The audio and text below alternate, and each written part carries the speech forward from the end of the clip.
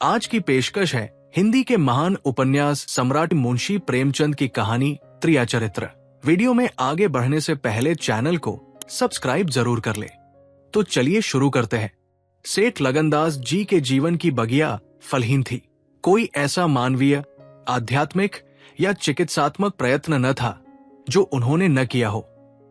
यो शादी में एक पत्नीव्रत के कायल थे, मगर जरूरत और आग्रह से विवश होकर एक दो नहीं 5 शादियां की। यहां तक कि उम्र के 40 साल गुजर गए और अंधेरे घर में उजाला न हुआ। बेचारे बहुत रंजीदा रहते। ये धन संपत्ति, ये ठाट बाट, ये वैभव और ये ऐश्वर्य क्या होंगे? मेरे बाद इनका क्या होगा? कौन इनको भोगेगा? ये ख्याल बहुत अफसोसनाक था। आखिर ये सलाह हुई कि किसी लड़के को गोद लेना चाहिए, मगर यह मसला पारिवारिक झगड़ों के कारण सालों तक स्थगित रहा। जब सेठ जी ने देखा कि बीवियों में अब तक बदस्तूर कशमकश हो रही है, तो उन्होंने नैतिक साहस से काम लिया और एक होनहार अनाथ लड़के को गोद ले लिया। उसका नाम रखा गया मगनदास। उसकी उम्र 5-6 साल से ज्यादा न थी, बला का जहीन और तमीजदार। मगर औरतें सब कुछ कर सकती हैं, दूसरे के बच्चे को अपना नहीं समझ सकती। यहां तो 5 औरतों का साझा था। अगर एक उसे प्यार करती तो बाकी 4 औरतों का फर्ज था कि उससे नफरत करें। हां, सेठ जी उसके साथ बिल्कुल अपने लड़के की सी मोहब्बत करते थे। पढ़ाने को मास्टर रखे, सवारी के लिए घोड़े, रईसी ख्याल के आदमी थे। रागरंग का सामान भी मुहैया था। गाना सीखने का लड़के ने शौक किया तो उसका भी इंतजाम हो गया। गरज जब मगनदास जवानी पर पहुंचा तो रईसाना दिलचस्पियों में उसे कमाल हासिल था। उसका गाना सुनकर उस्ताद लोग कानों पर हाथ रखते। शहसवार ऐसा कि दौड़ते हुए घोड़े पर सवार हो जाता। डील डॉल, शक्ल सूरत में उसका सा अलबेला जवान दिल्ली में कम होगा। शादी का मसला पेश हुआ। नागपुर के करोड़पति सेठ मक्खनलाल बहुत लहराए हुए थे। उनकी लड़की से शादी हो गई। धूमधाम का जिक्र किया जाए तो किस्सा वियोग की रात से भी लंबा हो जाए। मक्खनलाल का उसी शादी में दीवाला निकल गया। इस वक्त मगनदास से ज्यादा ईर्ष्या के योग्य आदमी और कौन होगा? उसकी जिंदगी की बहार उमंगों पर भी और मुरादों के फूल अपनी शबनमी ताजगी में खिलखिल कर हुस्न और ताजगी का समा दिखा रहे थे। मगर तकदीर की देवी कुछ और ही सामान कर रही थी। वो सैर-सपाटे के इरादे से जापान गया हुआ था कि दिल्ली से खबर आई कि ईश्वर ने तुम्हें एक भाई दिया है। मुझे इतनी खुशी है कि ज्यादा अरसे तक जिंदा न रह सकूं। तुम बहुत जल्द लौट आओ। मगनदास के हाथ से तार का कागज छूट गया और सर में ऐसा चक्कर आया कि जैसे किसी ऊंचाई से गिर पड़ा है। मगनदास का किताबी ज्ञान बहुत कम था, मगर स्वभाव की सज्जनता से वो खाली हाथ न था। हाथों की उदारता ने, जो समृद्धि का वरदान है, हृदय को भी उदार बना दिया था। उसे घटनाओं की इस कायापलट से दुख तो जरूर हुआ, आखिर इंसान ही था। मगर उसने धीरज से काम लिया और एक आशा और भय की मिलीजुली हालत में देश को रवाना हुआ। रात का वक्त था। जब अपने दरवाजे पर पहुंचा तो नाचगाने की महफिल सजी देखी। उसके कदम आगे न बढ़े। वो लौट पड़ा और एक दुकान के चबूतरे पर बैठकर सोचने लगा कि अब क्या करना चाहिए। इतना तो उसे यकीन था कि सेठ जी उसक साथ भी भलमनसी और मोहब्बत से पेश आएंगे, बल्कि शायद अब और भी कृपा करने लगे। सेठानियों भी अब उसके साथ गैरों का सा बर्ताव न करेंगी। मुमकिन है मजली बहू, जो इस बच्चे की खुशनसीब मां थी, उससे दूर दूर रहे, मगर बाकी 4 सेठानियों की तरफ से सेवा सत्कार में कोई शक नहीं था।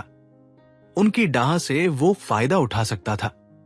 उसके स्वाभिमान ने ये गवारा न किया कि जिस घर में मालिक की हैसियत से रहता था, उसी घर में अब एक आश्रित की हैसियत से जिंदगी बसर करे। उसने फैसला कर लिया कि सब यहां रहना न मुनासिब है, न मसलहत। मगर जाओ कहा, न कोई ऐसा फन सीखा, न कोई ऐसा इल्म हासिल किया जिससे रोजी कमाने की सूरत पैदा होती। रईसाना दिलचस्पियां उसी वक्त तक कद्र की निगाह से देखी जाती है, जब तक कि वे रईसों के आभूषण रहें, जीविका बनकर वे सम्मान के पद से गिर जाती है। अपनी रोजी हासिल करना तो उसके लिए कोई ऐसा मुश्किल काम न था। किसी सेठ साहूकार के यहां मुनीम बन सकता था, किसी कारखाने की तरफ से एजेंट हो सकता था, मगर उसके कंधे पर एक भारी जुआ रखा हुआ था। उसे क्या करे? एक बड़े सेठ की लड़की जिसने लाड़ प्यार में परवरिश पाई, उससे ये कंगाली की तकलीफें क्यों कर झेली जाएंगी? क्या मक्खनलाल की लाडली बेटी एक ऐसे आदमी के साथ रहना पसंद करेगी जिसे रात की रोटी का भी ठिकाना नहीं? मगर इस फिक्र में अपनी जान क्यों खपाऊं? मैंने अपनी मर्जी से शादी नहीं की। मैं बराबर इनकार करता रहा। सेठ जी ने जबरदस्ती मेरे पैरों में बेड़ी डाली है। अब वही इसके जिम्मेदार है, मुझसे कोई वास्ता नहीं।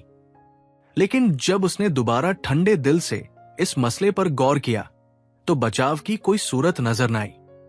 आखिरकार उसने ये फैसला किया कि पहले नागपुर चलूं, जरा उन महारानी के तौर तरीके को देखूं, बाहर ही बाहर उनके स्वभाव की, मिजाज की जांच करूं। उस वक्त तय करूंगा कि मुझे क्या करके चाहिए।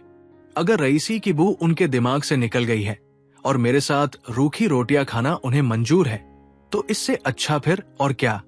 लेकिन अगर वो अमीरी ठाट बाट के हाथों बिकी हुई है तो मेरे लिए रास्ता साफ है। फिर मैं हूं और दुनिया का गम। ऐसी जगह जाओ जहां किसी परिचित की सूरत सपने में भी न दिखाई दे। गरीबी की जिल्लत नहीं रहती अगर अजनबियों में जिंदगी बसर की जाए। ये जानने पहचानने वालों की कनखिया और कनबतिया है जो गरीबी को यंत्रणा बना देती है। इस तरह दिल में जिंदगी का नक्शा बनाकर मगनदास अपनी मर्दाना हिम्मत के भरोसे पर नागपुर की तरफ चला, उस मल्लाह की तरह जो किश्ती और पाल के बगैर नदी की उमड़ती हुई लहरों में अपने को डाल दे। शाम के वक्त सेठ मक्खनलाल के सुंदर बगीचे में सूरज की पीली किरणें मुरझाए हुए फूलों से गले मिलकर विदा हो रही थी। बाग के बीच में एक पक्का कुआं था और एक मौलसरी का पेड़। कुएं के मुंह पर अंधेरे की नीली सी नकाब थी, पेड़ के सिर पर रोशनी की सुनहरी चादर। इसी समय एक नौजवान थकामांदा कुएं पर आया और लोटे से पानी भरकर पीने के बाद जगत पर बैठ गया। मालिन ने पूछा, कहाँ जाओगे?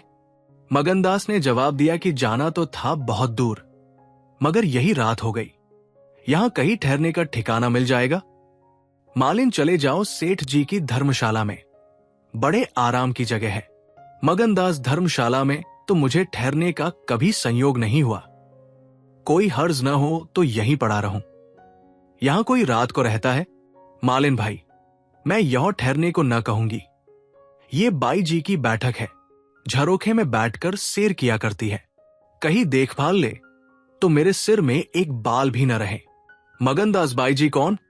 मालिक, यही सेठ जी की बेटी इंदिरा बाई। मगनदास, ये गजरे उन्हीं के लिए बना रही हो क्या? मालिन, हां। और सेठ जी के यहां ही कौन? फूलों के गहने बहुत पसंद करती है। मगनदास, शौकीन औरत मालूम होती है। मालिन भाई, यही तो बड़े आदमियों की बातें हैं। वे शौक न करे तो हमारा तुम्हारा निबाह कैसे हो? और धन है किस लिए? अकेली जान पर 10 लौंडिया है। सुना करती थी कि भगवान आदमी का हल भूत जोतता है, वो अपनी आंखों देखा। आप ही आप पंखा चलने लगे, आप ही आप सारे घर में दिन का सा उजाला हो जाए। तुम झूठ समझते होगे, मगर मैं आंखों देखी बात कहती हूं। उस गर्व की चेतना के साथ जो किसी नादान आदमी के सामने अपनी जानकारी के बयान करने में होता है, बूढ़ी मालिन अपनी सर्वज्ञता का प्रदर्शन करने लगी।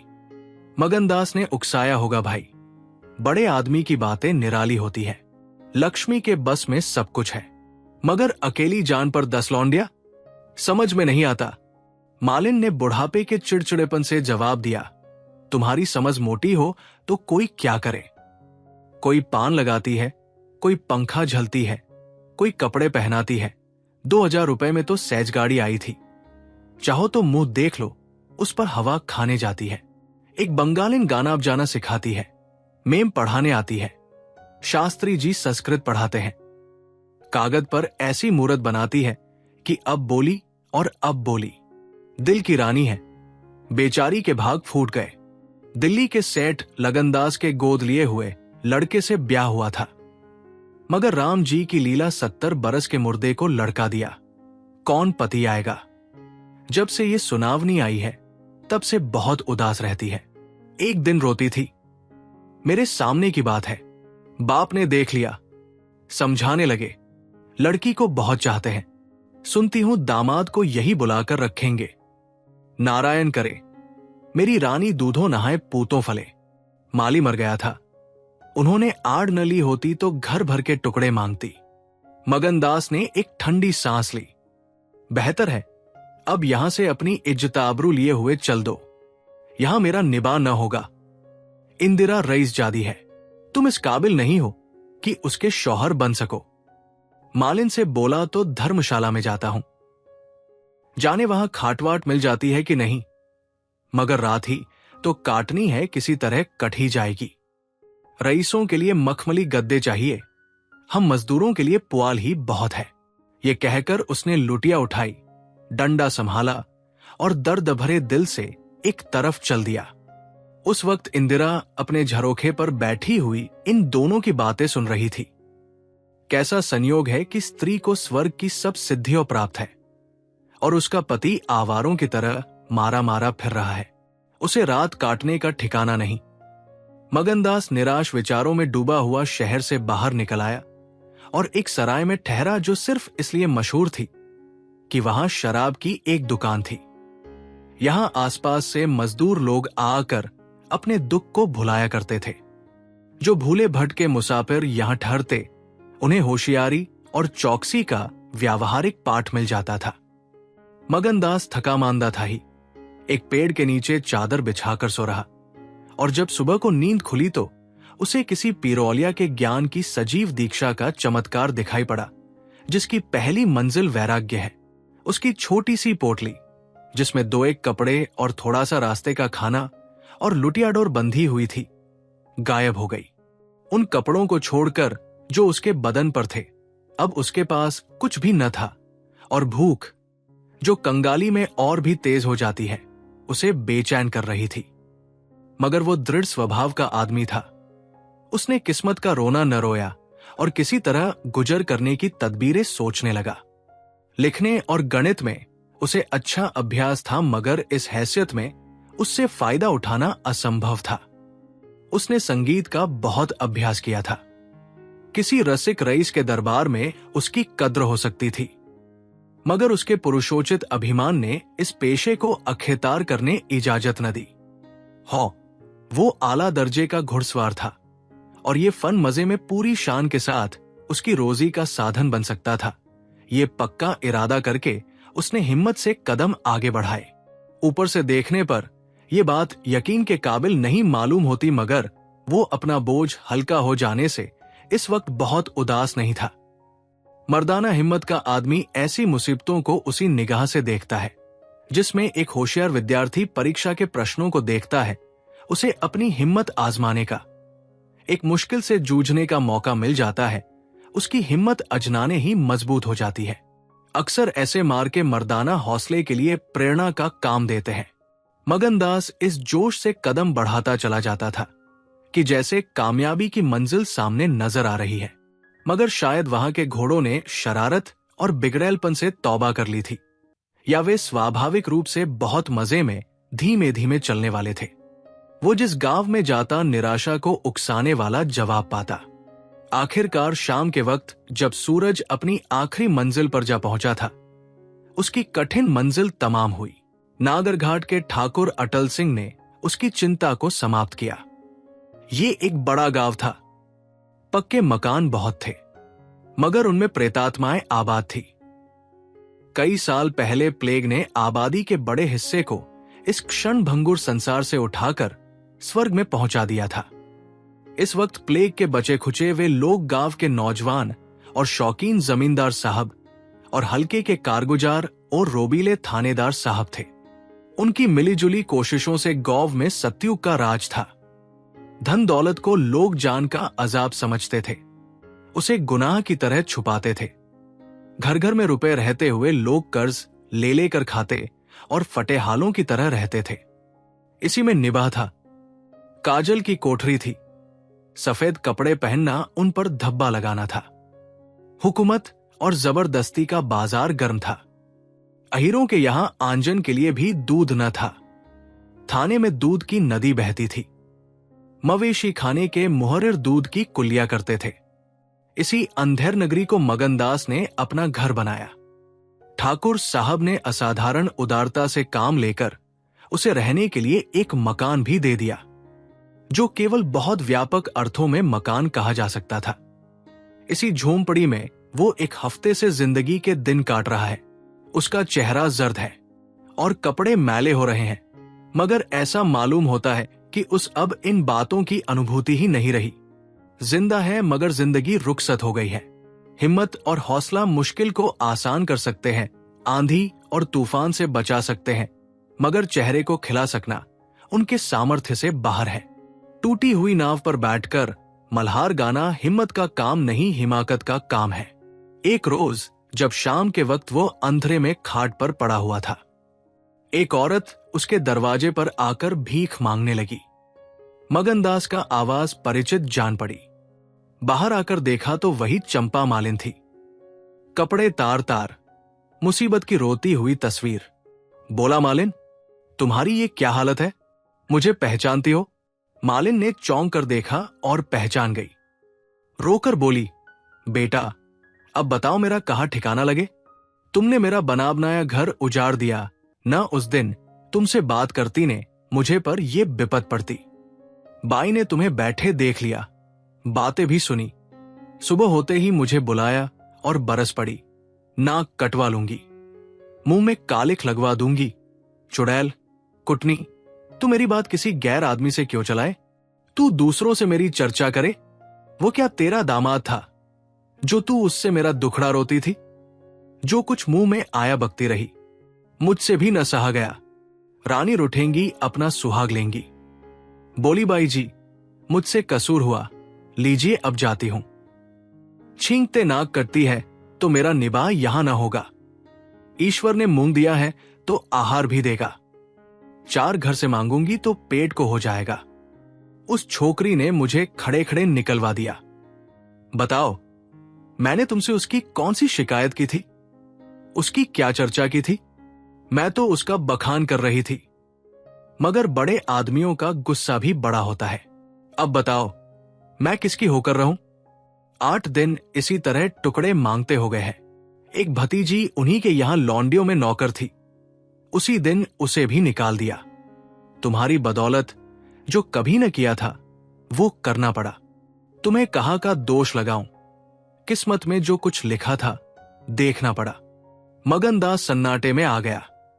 आम मिजाज का ये हाल है, ये घमंड, ये शान। मालिन का इत्मीनान दिलाया। उसके पास अगर दौलत होती तो उसे मालामाल कर देता। सेठ मक्खनलाल की बेटी को भी मालूम हो जाता कि रोजी की कुंजी उसी के हाथ में नहीं है। बोला, तुम फिक्र न करो, मेरे घर में आराम से रहो। अकेले मेरा जी भी नहीं लगता। सच कहो तो मुझे तुम्हारी तरह एक औरत की तलाशा थी। अच्छा हुआ तुम आ गई। मालिन ने आंचल फैलाकर असीम आशीर्वाद दिया। बेटा, तुम जुग जुग जियो, बड़ी उम्र हो। यह कोई घर मिले तो मुझे दिलवा दो। मैं यहां रहूंगी तो मेरी भतीजी कहाँ जाएगी? वो बेचारी शहर में किसके आसरे रहेगी? मगनलाल के खून में जोश आया। उसके स्वाभिमान को चोट लगी। उन पर यह आफत मेरी लाई हुई है। उनकी इस आवारागर्दी का जिम्मेदार मैं हूं। बोला, कोई हर्ज ना हो तो उसे भी यही ले आओ। मैं दिन को यहां बहुत कम रहता हूं। रात को बाहर चारपाई डालकर पढ़ रहा करूंगा। मेरी वजह से तुम लोगों को कोई तकलीफ न होगी। यहां दूसरा मकान मिलना मुश्किल है। यही झोपड़ा बड़ी मुश्किलों से मिला है। ये अंधेर नगरी है। जब तुम्हारा सुभीता कहीं लग जाए तो चली जाना। मगनदास को क्या मालूम था कि हजरते इश्क उसकी जबान पर बैठे हुए उससे ये बात कहला रहे हैं। क्या ये ठीक है कि इश्क पहले माशूक के दिल में पैदा होता है? नागपुर इस गांव से 20 मील की दूरी पर था। चंपा उसी दिन चली गई और तीसरे दिन रंभा के साथ लौट आई। ये उसकी भतीजी का नाम था। उसक आने से झोंपड़े में जान सी पड़ गई। मगनदास के दिमाग में मालिन की लड़की की जो तस्वीर थी उसका रंभा से कोई मेल न था। वो सौंदर्य नाम की चीज का अनुभवी जौहरी था, मगर ऐसी सूरत जिस पर जवानी की ऐसी मस्ती और दिल का चैन छीन लेने वाला ऐसा आकर्षण हो, उसने पहले कभी नहीं देखा था। उसकी जवानी का चांद अपनी सुनहरी और गंभीर शान के साथ चमक रहा था। सुबह का वक्त था। मगनदास दरवाजे पर पड़ा ठंडी ठंडी हवा का मजा उठा रहा था। रंभा सिर पर घड़ा रखे पानी भरने को निकली। मगनदास ने उसे देखा और एक लंबी सांस खींचकर उठ बैठा। चेहरा मोहरा बहुत ही मोहक, ताजे फूल की तरह खिला हुआ चेहरा, आंखों में गंभीर सरलता। मगनदास को उसने भी देखा। चेहरे पर लाज की लाली दौड़ गई। प्रेम ने पहला वार किया। मगनदास सोचने लगा, क्या तकदीर यहां कोई और गुल खिलाने वाली है? क्या दिल मुझे यहां भी चैन न लेने देगा? रंभा, तू यहां नाहक आई। नाहक एक गरीब का खून तेरे सर पर होगा। मैं तो अब तेरे हाथों बिक चुका, मगर क्या तू भी मेरी हो सकती है? लेकिन नहीं, इतनी जल्दबाजी ठीक नहीं। दिल का सौदा सोच समझ कर करना चाहिए। तुमको अभी जब्त करना होगा। रंभा सुंदरी है, मगर झूठे मोती की आब और ताब उसे सच्चा नहीं बना सकती। तुम्हें क्या खबर कि उस भोली लड़की के कान प्रेम के शब्द से परिचित नहीं हो चुके हैं?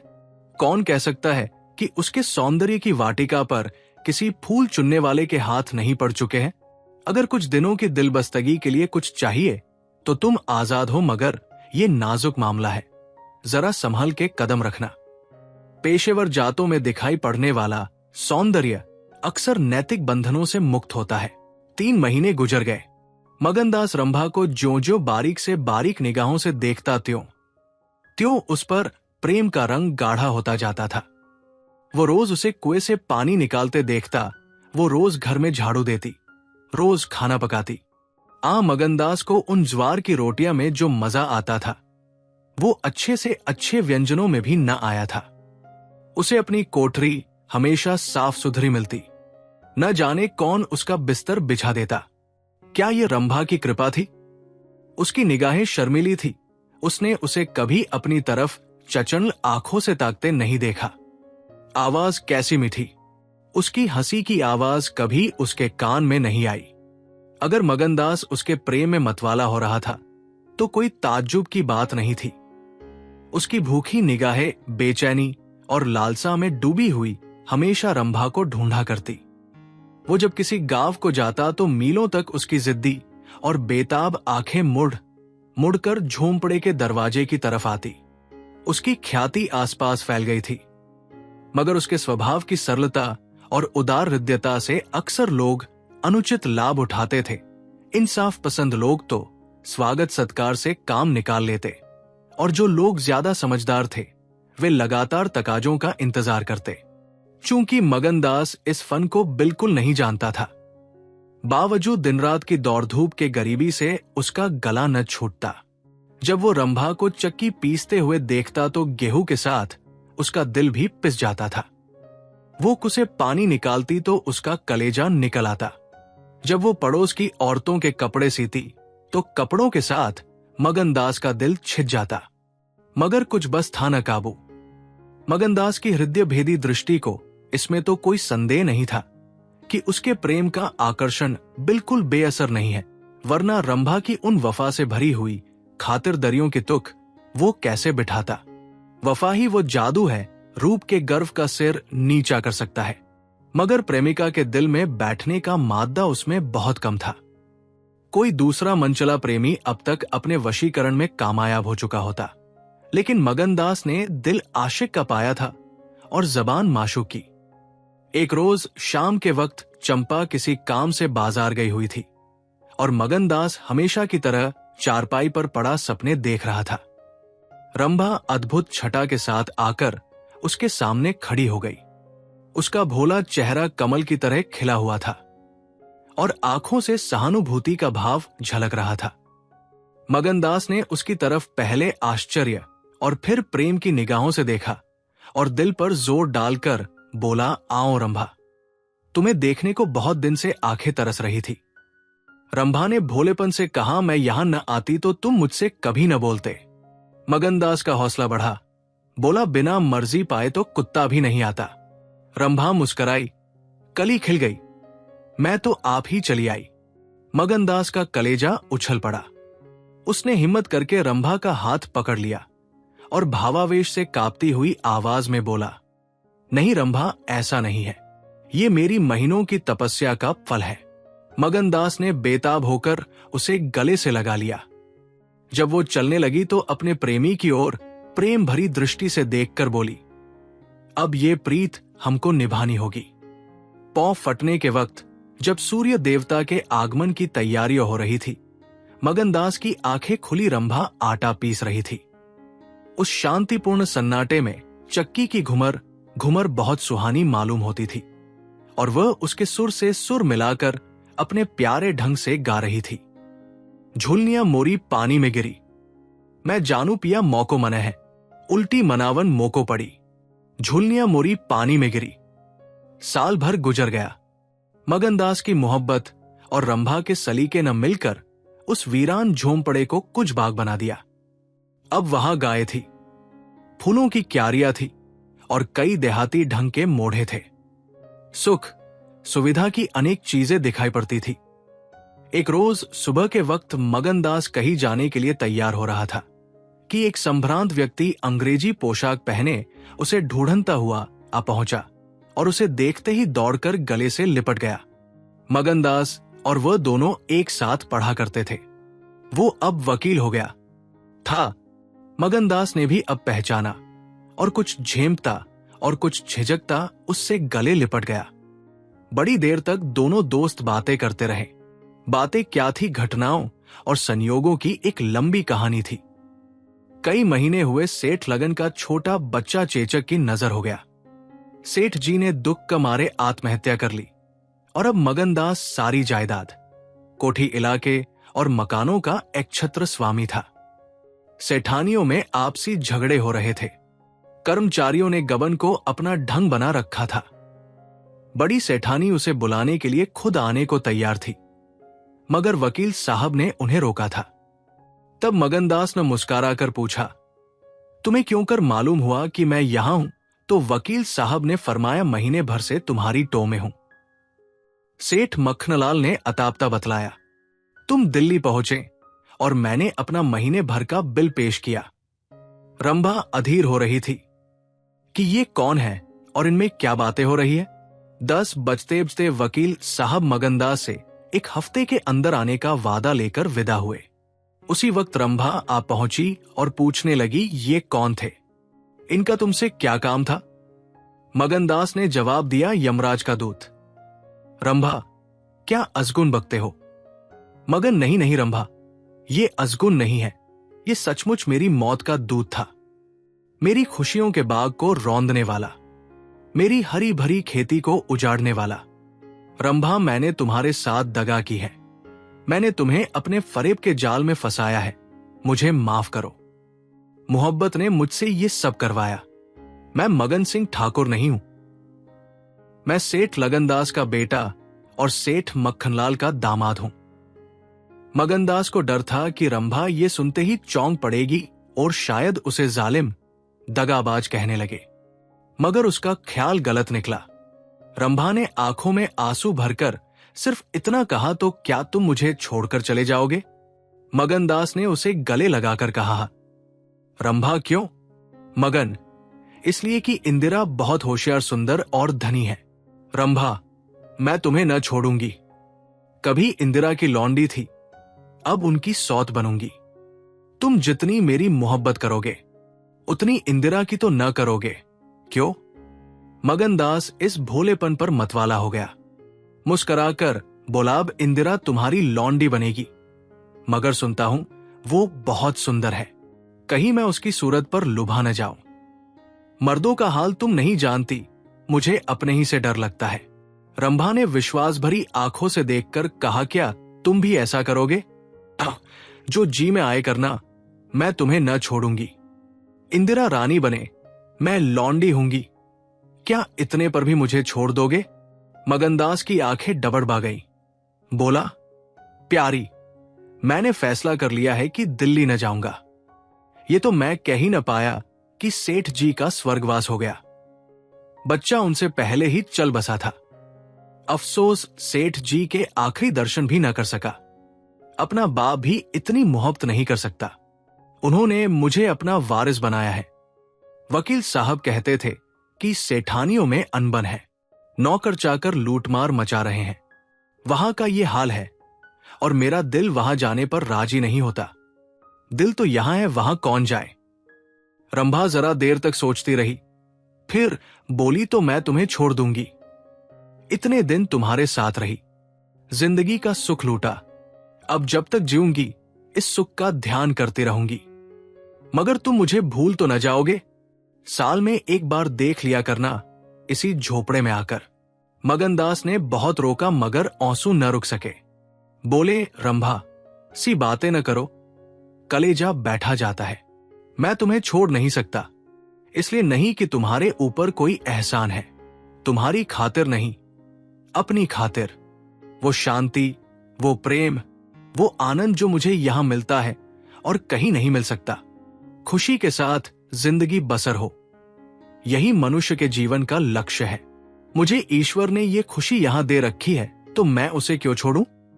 धन दौलत को मेरा सलाम है, मुझे उसकी हवस नहीं है। रंभा फिर गंभीर स्वर में बोली, मैं तुम्हारे पाव की बेड़ी न बनूंगी। चाहे तुम अभी मुझे न छोड़ो, लेकिन थोड़े दिनों में तुम्हारी ये मोहब्बत न रहेगी। मगनदास को कोड़ा लगा। जोश से बोला, तुम्हारे सिवा इस दिल में अब कोई और जगह नहीं पा सकता। रात ज्यादा हो गई थी। अष्टमी का चांद सोने जा चुका था। दोपहर के कमल की तरह साफ आसमान में सितारे खिले हुए थे। किसी खेत के रखवाले की बांसुरी की आवाज, जिसे दूरी ने तासीर, सन्नाटे ने सुरीलापन और अंधेरे ने आत्मिकता का आकर्षण दे दिया था, कानों में आ जा रही थी कि जैसे कोई पवित्र आत्मा नदी के किनारे बैठी हुई पानी की लहरों से या दूसरे किनारे के खामोश और अपनी तरफ खींचने वाले पेड़ों से अपनी जिंदगी की गम की कहानी सुना रही है। मगनदास सो गया मगर रंभा की आंखों में नींद न आई। सुबह हुई तो मगनदास उठा और रंभा को पुकारने लगा, मगर रंभा रात ही को अपनी चाची के साथ वहां से कहीं चली गई थी। मगनदास को उस मकान के दरो दीवार पर एक मनहूसियत सी छाई हुई मालूम हुई कि जैसे घर की जान निकल गई हो। वो घबराकर उस कोठरी में गया जहां रंभा रोज चक्की पीसती थी। मगर अफसोस, आज चक्की एकदम निश्चल थी। फिर वो कुएं की तरह दौड़ा गया, लेकिन ऐसा मालूम हुआ कि कुएं ने उसे निगल जाने के लिए अपना मुंह खोल दिया है। तब वो बच्चों की तरह चीख उठा। वो रोता हुआ फिर उसी झोपड़ी में आया जहां कल रात तक प्रेम का वास था। मगर उस वक्त वो शोक का घर बनी हुई थी। जब जरा आंसू थमे तो उसने घर में चारों तरफ निगाह दौड़ाई। रंभा की साड़ी अर्गनी पर पड़ी हुई थी। एक पिटारी में वो कंगन रखा हुआ था जो मगनदास ने उसे दिया था। बर्तन सब रखे हुए थे, साफ और सुधरे। मगनदास सोचने लगा, रंभा तूने रात को कहा था मैं तुम्हें छोड़ दूंगी। क्या तूने वो बात दिल से कही थी? मैंने तो समझा था तू दिल्लगी कर रही है, नहीं तो तुझे कलेजे में छिपा लेता। मैं तो तेरे लिए सब कुछ छोड़े बैठा था। तेरा प्रेम मेरे लिए सब कुछ था। मैं यो बेचैन हूं। क्या तू बेचैन नहीं है? हाय, तू रो रही है। मुझे यकीन है कि तू अब भी लौट आएगी। फिर सजीव कल्पनाओं का एक जमघट उसक सामने आया। वे नाजुक अदाएं, वे मतवाली आंखें, वे भोली भाली बातें, वे अपने को भूली हुई सी मेहरबानियां, वो जीवनदायी मुस्कान, वे आशिकों जैसी दिलजोइया, वो प्रेम का नशा, वो हमेशा खिला रहने वाला चेहरा, वो लचकल चक्कर कुएं से पानी लाना, वो इंतजार की सूरत, वो मस्ती से भरी हुई बेचैनी, ये सब तस्वीरें उसकी निगाहों के सामने हमर्तनाक बेताबी के साथ फिरने लगी। मगनदास ने एक ठंडी सांस ली और आंसुओं और दर्द की उमड़ती हुई नदी को मर्दाना जब्त से रोककर उठ खड़ा हुआ। नागपुर जाने का पक्का फैसला हो गया। तकिए के नीच से संदूक की कुंजी उठाई तो कागज का एक टुकड़ा निकल आया। ये रंभा की विदा की चिट्ठी थी। प्यारे, मैं बहुत रो रही हूं। मेरे पैर नहीं उठते। मगर मेरा जाना जरूरी है। तुम्हें जगाऊंगी तो तुम जाने न दोगे। आह, कैसे जाऊं? अपने प्यारे पति को कैसे छोड़ूं? किस्मत मुझसे ये आनंद का घर छुड़वा रही है। मुझे बेवफा न कहना, मैं तुमसे फिर कभी मिलूंगी। मैं जानती हूं कि तुमने मेरे लिए ये सब कुछ त्याग दिया है, मगर तुम्हारे लिए जिंदगी में बहुत कुछ उम्मीदें हैं। मैं अपनी मोहब्बत की धुन में तुम्हें उन उम्मीदों से क्यों दूर रखूं? अब तुमसे जुदा होती हूं। मेरी सुध मत भूलना, मैं तुम्हें हमेशा याद रखूंगी। ये आनंद के दिन कभी न भूलेंगे। क्या तुम मुझे भूल सकोगे? तुम्हारी प्यारी रंभा। मगनदास को दिल्ली आए हुए 3 महीने गुजर चुके हैं। इस बीच उसे सबसे बड़ा जो निजी अनुभव हुआ वो ये था कि रोजी की फिक्र और धंधों की बहुतायत से उमड़ती हुई भावनाओं का जोर कम किया जा सकता है। 1.5 साल पहले का बफिक्र नौजवान अब एक समझदार और सूझबूझ रखने वाला आदमी बन गया था। सागर घाट के उन कुछ दिनों से उसे रियाया की इन तकलीफों का निजी ज्ञान हो गया था, जो कारिंदों और मुख्तारों की सख्तियों की बदौलत उन्हें उठानी पड़ती है। उसने उसे रियासत के इंतजाम में बहुत मदद दी और गो कर्मचारी दबी जबान से उसकी शिकायत करते थे और अपनी किस्मत और जमाने के उलटफेर को कोसते थे, मगर रियाया खुश थी। हाँ, जब वो सब धंधों से फुर्सत पाता तो एक भोली भाली सूरत वाली लड़की उसके ख्याल के पहलू में आ बैठती और थोड़ी देर के लिए सागर घाट का वो हरा भरा झोपड़ा और उसकी मस्तियां आंखों के सामने आ जाती। सारी बातें एक सुहाने सपने की तरह याद आकर उसके दिल को मसोसने लगती। लेकिन कभी कभी खुद ब खुद उसका ख्याल इंदिरा की तरफ भी जा पहुंचता गो उसके दिल में रंभा की वही जगह थी, मगर किसी तरह उसमें इंदिरा के लिए भी एक कोना निकल आया था। जिन हालातों और आफतों ने उसे इंदिरा से बेजार कर दिया था वो अब रुखसत हो गई थी। अब उसे इंदिरा से कुछ हमदर्दी हो गई। अगर उसके मिजाज में घमंड है, हुकूमत है, तकल्लुफ है, शान है, तो ये उसका कसूर नहीं। ये रईस जादों की आम कमजोरियां है, यही उनकी शिक्षा है। वे बिल्कुल बेबस और मजबूर है। इन बदते हुए और संतुलित भावों के साथ जहां वो बेचैनी के साथ रंभा की याद को ताजा किया करता था, वहां इंदिरा का स्वागत करने और उसे अपने दिल में जगह देने के लिए तैयार था। वो दिन दूर नहीं था जब उसे उस आजमाइश का सामना करना पड़ेगा। उसके कई आत्मीय अमीराना शान शौकत के साथ इंदिरा को विदा कराने के लिए नागपुर गए हुए थे। मगनदास की तबीयत आज तरह तरह के भावों के कारण, जिनमें प्रतीक्षा और मिलन की उत्कंठा विशेष थी, उचाट सी हो रही थी। जब कोई नौकर आता तो वो संभल बैठता कि शायद इंदिरा आ पहुंची आखिर शाम के वक्त जब दिन और रात गले मिले रहे थे। जनान खाने में जोर शोर से गाने की आवाजों ने बहू के पहुंचने की सूचना दी। सुहाग की सुहानी रात थी। 10 बज गए थे।